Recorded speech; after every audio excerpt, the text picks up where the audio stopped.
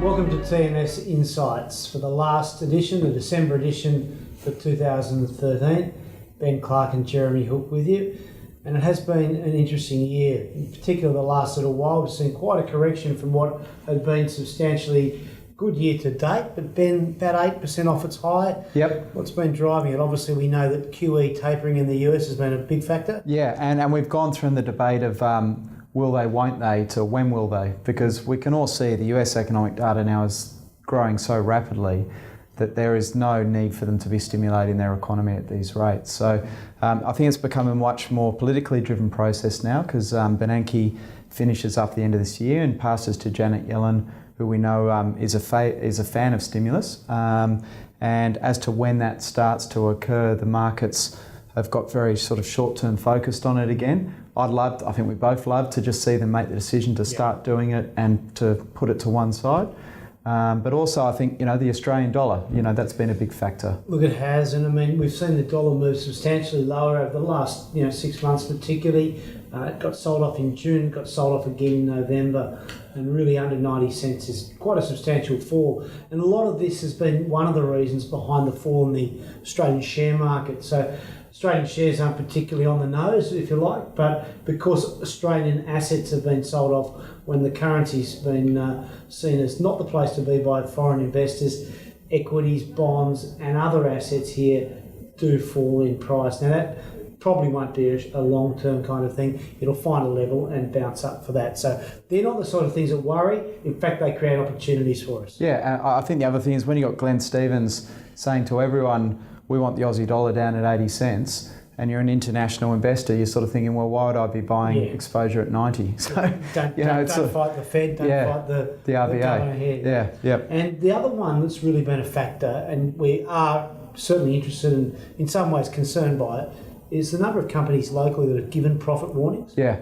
Yep. Some big ones and some interesting companies. And if you look over the last 3 weeks, we've had profit warnings from Qantas, Worley, Parsons, GUD, Silverchef, Codan, a massive one from Forge and Ausenco, Oz Minerals, Fonterra, QBE, and Joe Hockey knocking back GrainCorp's bid as well. And that's probably the biggest concern of those sort of three because for the market to have the next leg to, I guess, 6,000 next year, hopefully, or in the high fives, we have to see earnings growth. We've got to see companies grow their earnings to grow their share prices and not the other way around. Yeah. So something we'll have to watch closely in Feb. There have been some profit upgrades in that, but substantially more downgrades, and that's what's caused the short-term weakness. The one that I guess was really sizable, and we have to talk about is QBE, because that was blindsiding everybody in the market. I was quite convinced that this was one of the stocks to hold going into 2014 as that tapering benefited this company. Yeah. And now, obviously, a surprise profit warning. Yeah, and we listened into the analyst conference call, and the frustration from the analysts was there for all to see. Most people got buys on QBE. It is the obvious sort of winner from QE from tapering, but you've got to sort of say, another problem has emerged in one of their insurance books in America, which management, the board, and shareholders were unaware of even 3 or 4 weeks ago.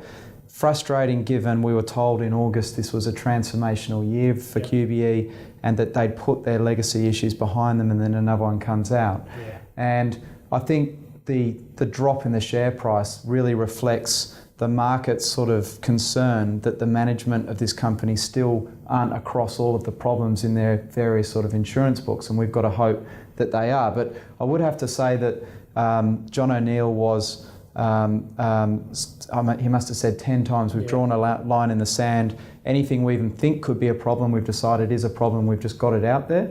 Very conservative level of provisioning, and the write-downs are pretty heavy. So from that level, it could actually still turn out to be a very good 2014 for it. Let's hope so.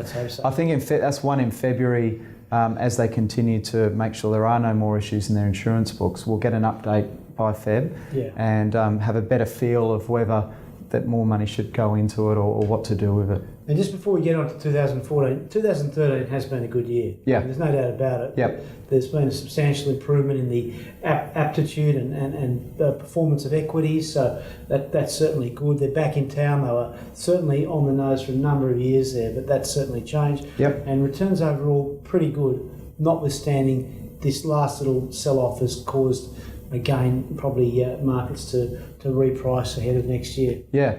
It's been a weird year because there's been areas of our market that have been absolutely horrible, and you sort of think back to those downgrades a lot again in the mining services space, and in the resource stocks in general really have just been hammered over the last 12 months, and in most cases show no signs of recovery whatsoever.